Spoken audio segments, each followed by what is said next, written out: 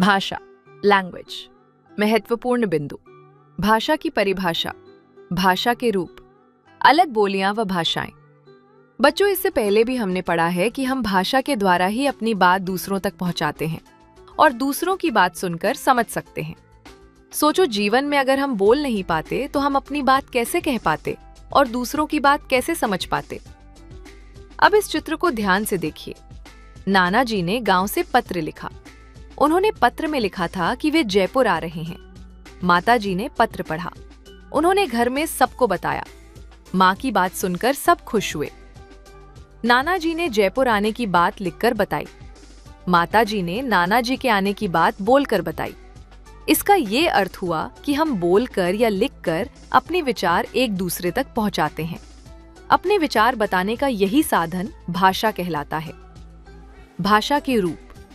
हम सभी बोलकर या लिखकर अपने विचारों को एक दूसरे तक पहुंचा सकते हैं। इस प्रकार भाषा के दो रूप हुए, एक मौखिक भाषा, दो लिखित भाषा।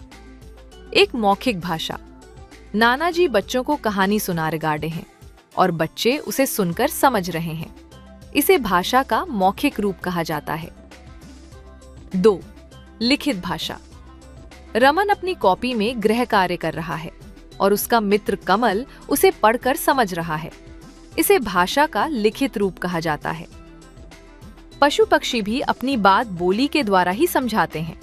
भौं भौं, म्याऊं म्याऊं, में में, ची ची, टे टे, गुटरूं गुटरूं। भारत में अलग अलग राज्यों में अलग अलग भाषाएं बोली जाती हैं। पंजाब पंजाबी, चेन्नई तमिल, गुजरात गुजराती, असम असमिया, जम्मू कश्मीर डोगरी कश्मीरी, बिहार भोजपुरी। विशेष, भारत की राष्ट्रभाषा हिंदी है। हमने पढ़ा, बोलने व सुनने को भाषा कहते हैं। भाषा के दो रूप होते हैं, मौखिक, लिखित। पशु पक्षियों की भी अपनी अपनी बोली होती है। भारत में अलग अलग राज्यों में अलग अलग भाषाएं बोली जाती हैं। भारत की राष्ट्रभाषा हिंदी है।